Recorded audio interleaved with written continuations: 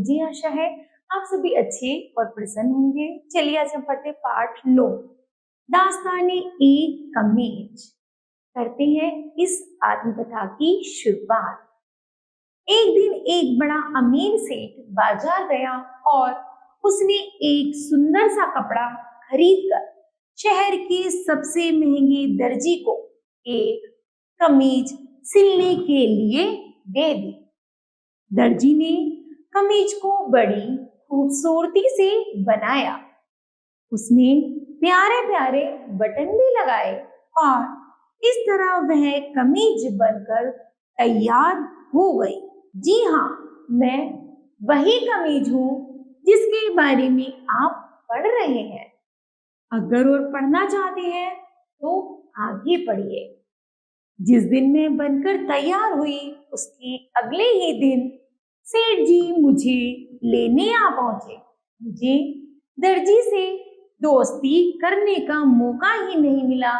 खैर, मैंने दर्जी की दुकान और उस दुकान के दूसरे कपड़ों से विदा ली और अपने नए घर को चल पड़ी। सेठ जी दुकान से निकलकर लाल रंग की चमचमाती हुई कार में बैठ गए और मुझे बगल की सीट पर रख दिया। वाह, क्या मजा आ रहा था।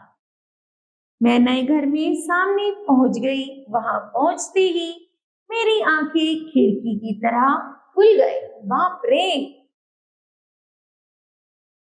वाह, इतनी बड़ी हवेली। फिर सेठ जी ने मुझे अपने लड़के को तोहफे की तरह दे दिया।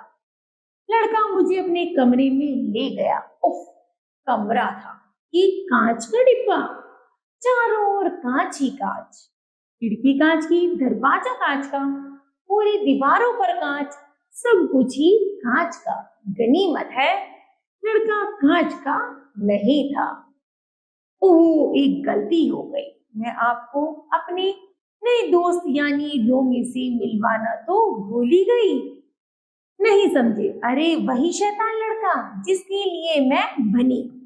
मुझे उसके साथ खास अच्छा नहीं लगा। वह बहुत शैतान था और शैतान बच्चे मुझे पसंद नहीं। वैसे मुझे दोस्ती करने का बड़ा शौक है। अगर मुझे कार में ज्यादा समय तक रहना पड़ता तो मैं कार की सीट से ही दोस्ती कर लेती। खैर, आगे बढ़े। रोमी ने मुझे पैकेट से निकाला। मैंने अपनी शक्ल पहली बार देखी। वाह, मैं अपनी ही सुंदर सूरत देखकर हिल गई। लेकिन जैसे मुंह बनाकर रोमी ने मुझे देखा, मेरी सारी खिलखिलाहट दूर हो गई। खैर, उसने मुझे पहना और खेलने निकल गया। न जाने कितनी गंदगी मैं खेलता रहा। उसके एक दोस्त ने तो मुझे इतनी जोर से खींचा कि मुझमें एक छेद हो गया। रोमी एक पत्थर से तो ऐसा टकराया कि मैं बेहोश होते होते बची। जब वह घर वापस आया तो शीशे में अपनी सूरत देखकर मुझे रोना आ गया। फिर रोमी ने कपड़े बदलकर मुझे एक अलमारी में बंद कर दिया। ओफ, क्या बदबू थी वहां पर। मेरा तो दम घुटा जा रहा था। कुछ दिनों तक मैं उस अलमारी में बंद रही। फिर एक दिन रोमी ने मुझे अपनी नौकर को दे दिया।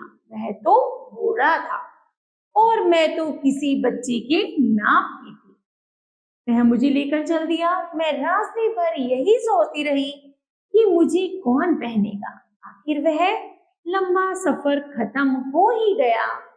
नौकर एक छोटी सी झोपड़ी में दाखिल हुआ। उसने मुझे अपने पोते के हाथ में सौंप दिया। वह बच्चा मुझे अच्छा लगा। उसने मुझे ध्यान से धोकर साफ किया, फिर सुखाया और बड़े प्यार से एक डिब्बे में रख दिया। मुझे वहां बहुत अच्छा लग रहा था। बच्चे का नाम मालूम है आपको? उसका नाम था मुन्ना। मुझे रखकर मुन्ना कहीं चला गया, लेकिन जल्दी ही लौट आया। उसके हाथ में गुलाब का एक फूल था जिसे वह पड़ोस के बाग से तोड़कर लाया था। उसने वह फूल मेरे डिब्बे में रख दिया। वाह, पूरे समय खुशबू से मजा आ जाता था। मुन्ना मुझे कभी कभी ही पहनता था। जब मैं बड़ा हो गया तब तक मैं थोड़ी फट भी गई थी, कई दाग भी लग गए थे। एक दिन मुन्ना की माँ ने मुझे फाड़कर चौके का कपड़ा बना लिया। कुछ दिनों तक तो मैंने खूब रोटियां सेक सेक कर मुन्ना के परिवार को खिलाई। फिर आखिरकार जब मैं बहुत ही गंदी हो गई तो फिर मुझ पर हंसना मत। मुन्ना की माँ ने मेरा पोछा बना लिया।